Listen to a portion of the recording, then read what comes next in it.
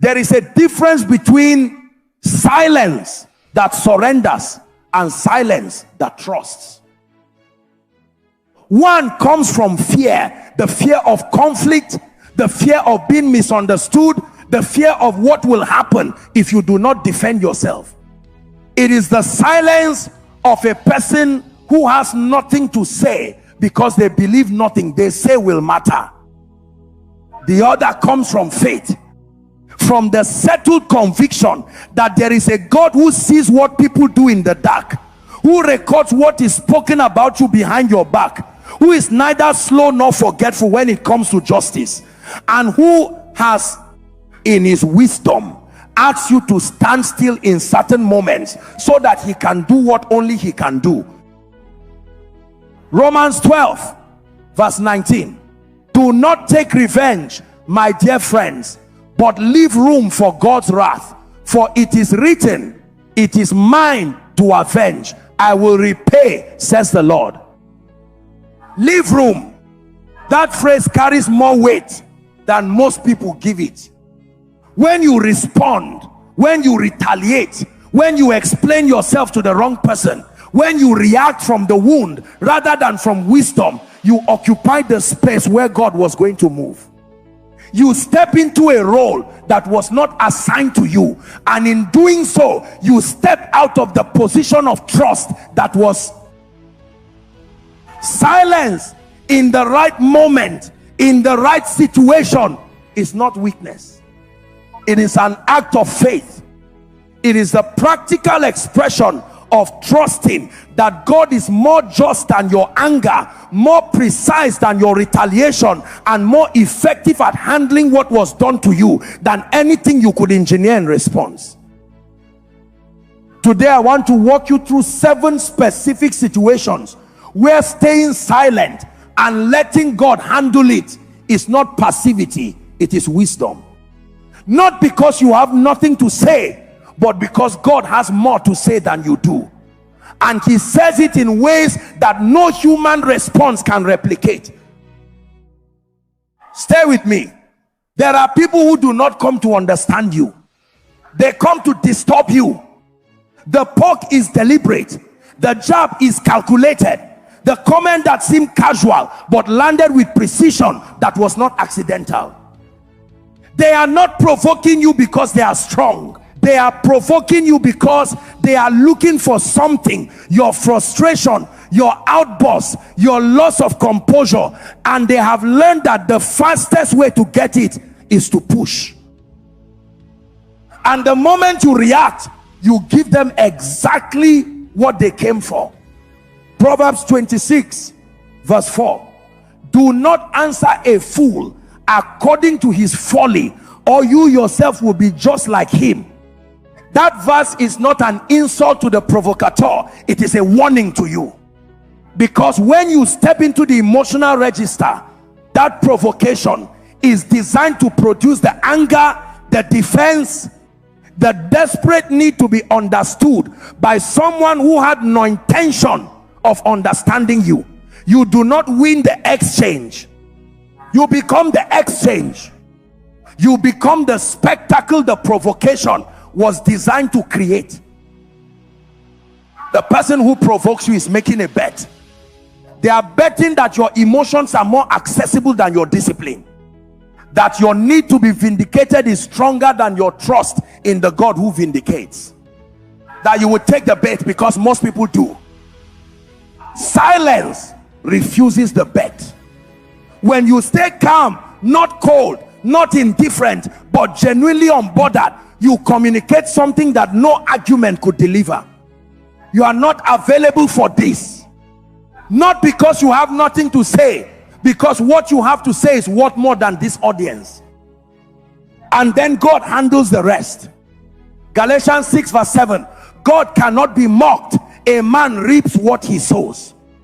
People who make a pattern of provoking others for sport, who derive their energy from the disruption of other people's peace, sow that seed into every relationship they have, and the harvest of it comes back to them in ways that your reaction never could have produced. Credibility lost one jab at a time. Relationships that thin because people eventually recognize the pattern. Rooms they stop being invited into because their presence has become synonymous with unease. You do not have to deliver that consequence. You just have to refuse to be part of it and let God's law of sowing and reaping do what it always does without your assistance. Next time someone pushes your buttons, pause, breathe, and let the absence of your reaction be the loudest response you have ever given. You can feel the difference immediately. There are conversations that bring clarity, where both people want to understand, where honesty is received, where the exchange leaves both parties lighter than when it began. And there are conversations designed to drain you, where the other person is not listening to understand but waiting to respond, not seeking truth but seeking advantage, not interested in your heart but committed to their narrative. In the first kind of conversation, explanation is wisdom. In the second, it is fuel on a fire you did not start.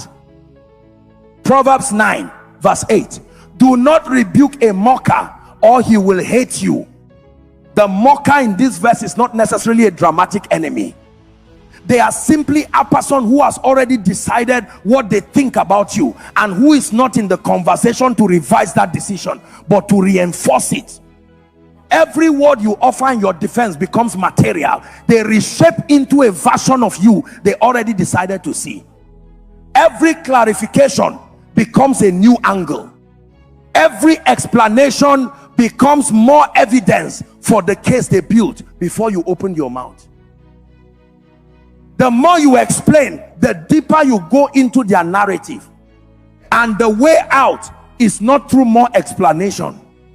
It is through silence, through the refusal to keep adding material to a case that was never built for your acquittal. This is what Jesus modeled before Pilate.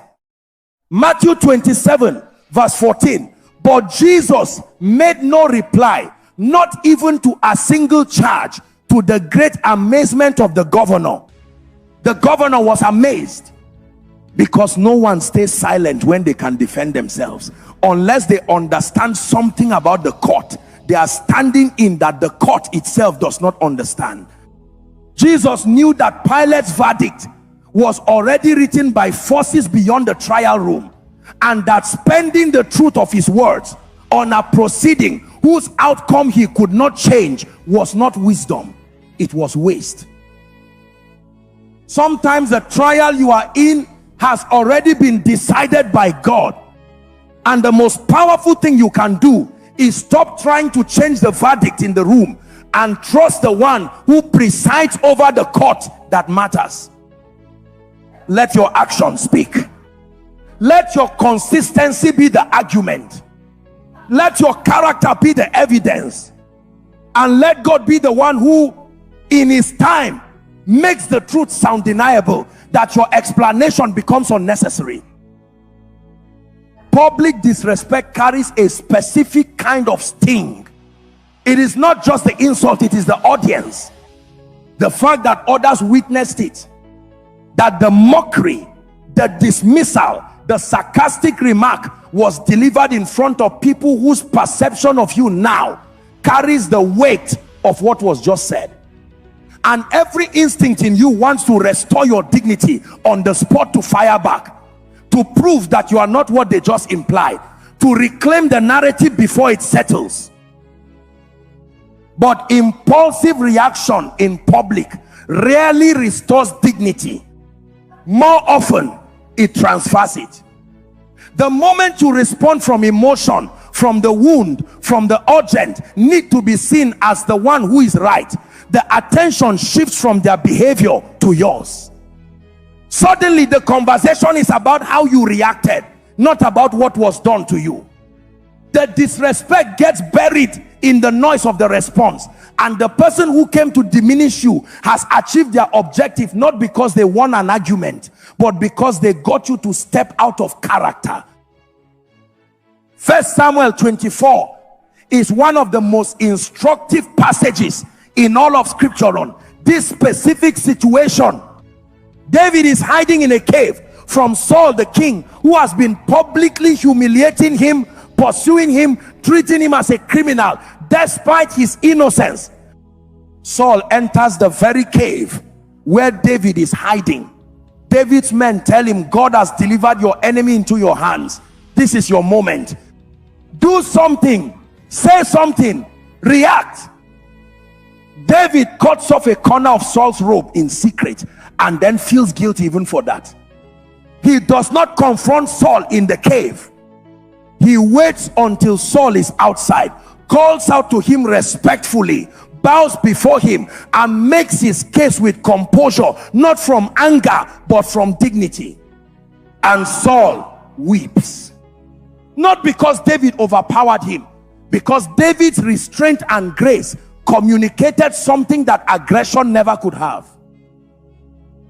Your composure in the face of public disrespect is more powerful than your rebuttal, because a person who can be publicly diminished and remain publicly dignified is demonstrating a quality of character that the audience will remember long after the insult is forgotten. You do not need to win the moment. You need to win the witness, and witnesses are won by grace, not by aggression. Stay calm, stay composed. Let the weight of their behavior settle on them in front of the same audience they chose without your help, and let God be the one who ensures that what was done to you publicly is answered in a way that no private retaliation could have produced. Few things are more mentally exhausting than this. You say something honest, something clear, something that was offered in good faith, and minutes later or days later it returns to you in a form you do not recognize, reshaped, reframed, attached to intentions you never had and motives you never carried. And suddenly you are defending a version of yourself that you did not create and cannot fully dismantle, because the distortion is not based on what you said but on what someone decided you meant. And your first instinct is to correct it, to clarify, to slow down and go back to the original words and show point by point where the distortion happened and what the truth actually was. And so you explain, and the explanation gets twisted too. And you explain the explanation, and that gets twisted. And you find yourself sinking deeper into a narrative that was never built for your vindication, because the person building it is not interested in accuracy. They are interested in advantage. Here is what I want you to understand about this situation. A person who twists your words is not confused. They are not missing information. They are not struggling with comprehension. They are making a deliberate choice to take what you offered in good faith and reshape it into something that serves their purpose. And the more you engage, the more material you give them to work with. Silence removes the raw material. When you stop clarifying, stop justifying, stop trying to correct every distortion as it surfaces, you deny the process, the fuel it requires to continue. The distortion has to survive on its own now, unsupported by your engagement, unenriched by your additional words and distortions, without fresh material, eventually collapse under the weight of their own inconsistency. Isaiah 54 verse 17. No weapon forged against you will prevail, and you will refute every tongue that accuses you. This is the heritage of the servants of the Lord. Refute not by argument but by heritage, by the consistent demonstration of who you actually are against the distorted version someone else constructed. Time is the refutation. Character is the refutation. The consistency of your life over months and years, observable, undeniable, unrewritable, is the evidence that dismantles the distortion without you having to fight for every word. Let God be the refutation.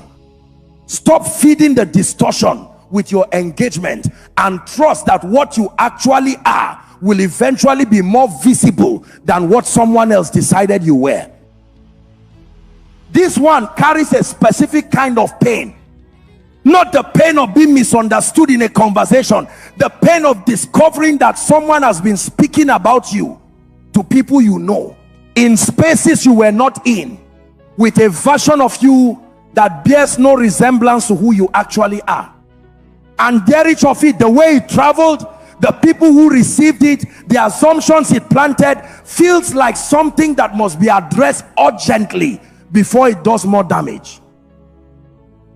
And so your instinct is to chase it, to reach each person it touched and correct the record, to confront the source and demand accountability, to prove comprehensively, publicly, with enough evidence that nobody could question it, that what was said was false.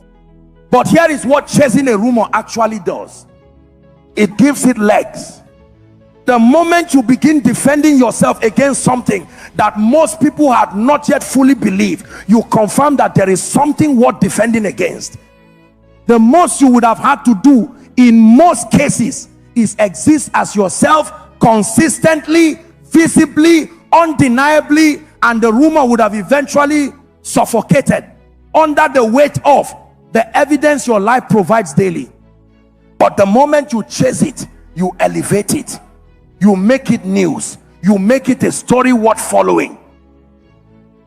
Nehemiah chapter 6, his enemies spread a rumor that he was building the wall in order to make himself king. A politically dangerous accusation, potentially life-threatening. And Nehemiah's response: nothing like what you are saying is happening. You are just making it up out of your head. And then he prayed and went back to the wall. One statement, one prayer, back to the work. He did not launch an investigation. He did not tour the city correcting every person who had had the lie. He named it briefly, gave it to God, and returned to what was called to do, trusting that the completion of the wall would be a more effective rebuttal than any campaign of self-defense he could have mounted. And the wall was completed in 52 days. The work answered the accusation. The fruit silenced the fabrication. And God ensured that what was spoken against Nehemiah in those 6 chapters left no permanent mark on his name, because the integrity of what he built made the rumors irrelevant.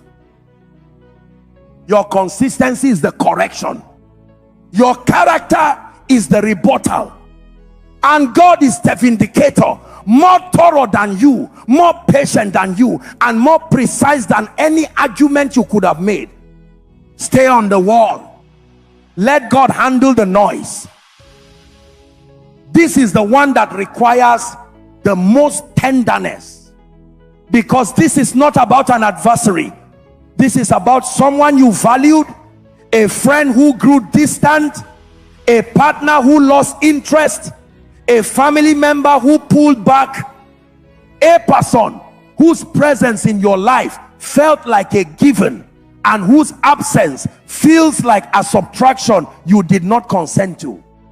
And the instinct is not to retaliate, it is to chase, to call, to explain, to ask what changed, to offer more of yourself in the hope that more will be enough to make them stay. I want to say something before I say anything else. The grief of a departure is real, and it deserves to be honored before it is reframed. The person who left their absence cost something. The relationship that changed, the change carried genuine loss, and moving too quickly to a theological principle before the grief has been acknowledged is not faith, it is avoidance. So let me say clearly, you are allowed to feel this. You are allowed to grieve the departure of someone you loved and needed and expected to stay. And then after the grief has been honored, I want to show you something. John 11, Mary and Martha send word to Jesus that Lazarus is sick. Lord, the one you love is sick. And the text says, when Jesus heard this, he stayed where he was 2 more days. He did not come when they called. He did not arrive in the window where his presence would have prevented the death. He came late by every human calculation. And when he arrived, Martha met him with the grief of someone who had needed him and had not had him when she needed him most. Lord, if you had been here, my brother would not have died. And Jesus did not dispute the delay. He wept with her in it. And then he reversed what the delay had allowed, not despite the delay, but through it producing a testimony so undeniable that it became one of the most documented miracles in the Gospels. Some of the departures in your life are not God's abandonment of your story. They are God repositioning it, removing from the immediate circle what was not assigned to the next chapter, so that what comes next can arrive into a space that was cleared rather than cluttered. And the impulse to chase what left, to fill the space immediately, to beg for the return of what was removed, is the impulse that prevents the next chapter from finding room. Stay silent in the departure, not because you do not care, because you trust the God who sees every relationship in your life with more clarity than either party involved, who knows what the space is being cleared for, who is not surprised by the departure even when you are, and who has a habit documented across scripture of replacing what was removed with something more aligned, more permanent, more suited to the season you are actually entering. Do not chase what God released. Trust that what belongs to your next chapter will find you in the space the departure created. I want to end here because this is the heaviest situation, the one that carries the most weight, and the one where the theological difference between karma and God matters the most. Karma says what goes around comes around. It is impersonal, mechanical, a law of the universe that operates indifferently, without relationship, without love, without the specific knowledge of what was actually done and what it actually cost you. God's justice is different. Romans 12 verse 19. It is mine to avenge, I will repay, says the Lord. Mine, personal, relational. The God who says I will repay is not an impersonal force administering a universal law. He is a father who saw what was done to his child, a judge who was present at the crime, a vindicator who does not forget and does not make mistakes and does not deliver consequences that overcorrect or undercorrect, but who repays with a precision that only omniscience makes possible. This is why revenge is not just wrong, it is an insult to God's capability. When you take revenge, when you engineer the exposure, orchestrate the humiliation, ensure that what was done to you is repaid through your hand, you are essentially saying, I do not trust God to handle this. I do not believe he will move. I do not have faith that his justice is real enough or timely enough or precise enough for what happened to me, so I will do it myself. And you step into a role that was not given to you, with tools you do not have, with information that is incomplete, with emotions that distort the precision the moment requires. And the result is almost always the same. You damage yourself in the execution, you compromise your integrity in the delivery, and you received none of the peace you were promised, because the peace was never in the retaliation, it was in the release. Joseph, standing before the brothers who threw him in a pit and sold him for 20 pieces of silver, had every human justification for revenge. He was the second most powerful man in Egypt. They were at his mercy. He held every resource they needed to survive.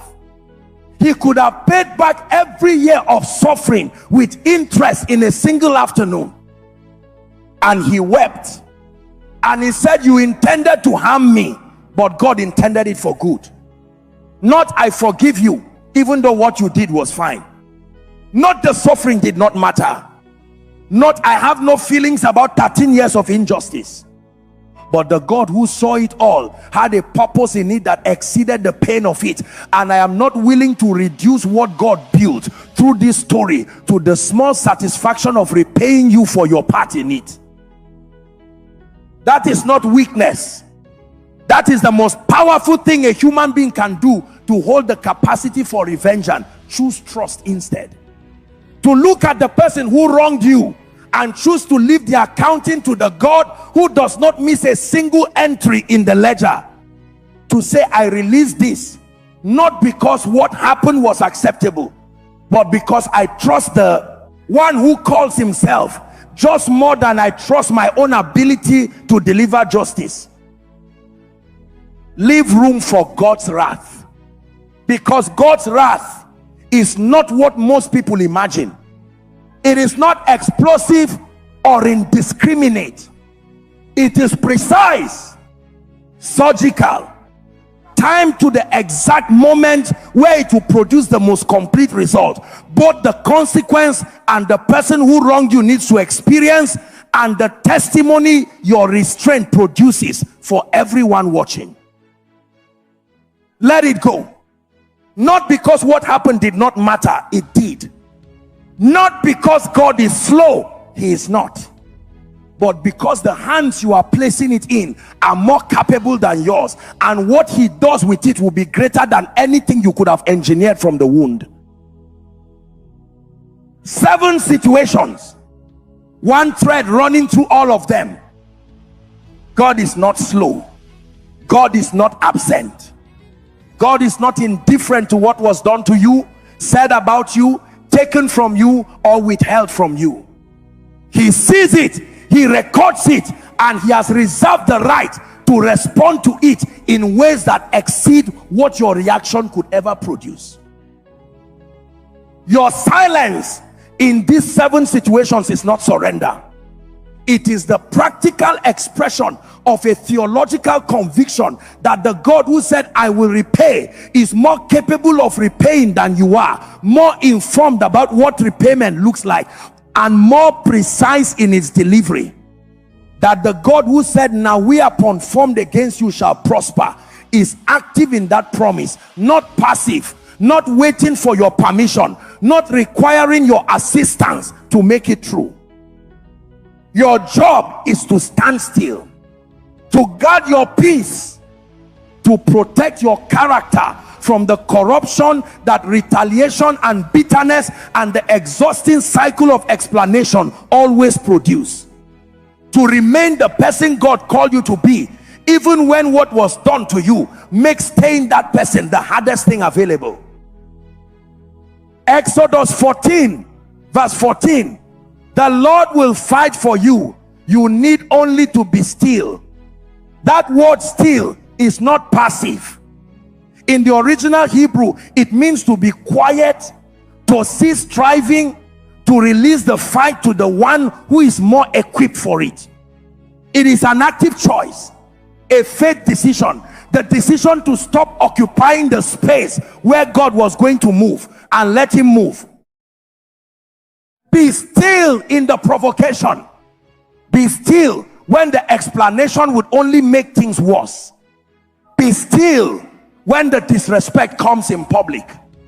Be still when the words are twisted. Be still when the lies are spreading. Be still when someone walks away. and be still, especially when revenge feels like the only justice available, because the Lord will fight for you, and he fights better than you do.